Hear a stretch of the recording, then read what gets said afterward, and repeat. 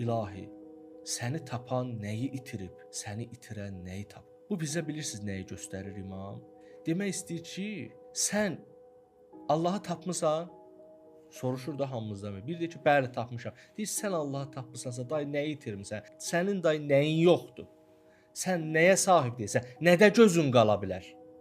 Siz buyurun, siz nə deyirsiniz? Mən Allahı tapmamışam. Onda sən nəyi tapmısan? Əgər Allahı itirmisənsə, Allahı tapmamısansa, sən nəyə sahibsən? Sahib olduqlarının nə dəyəri var? Bax, nəyə sahibsən? Mən İslami elmlərə sahibəm. Allahsız o elmin nə dəyəri var?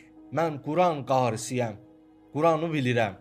Nə dəyəri var onun sən əgər Allahı tapmamısanız? Mən nə bilim, məscid tikdirmişəm. Mən filan eləmişəm. Yoxdur, heç birinin dəyəri yoxdur. Hələ mən gördünüz dini şeylər dedimi?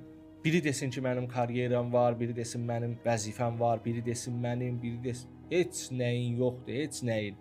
Sən əgər alimsən, amma yenə də Allahı tapmamısansa, sənin elmin sənin dərdivə dəyməyib. Ona görə də çox gözəl göstəricidir. Allahı tapmısansa hər şeyə sahibsən.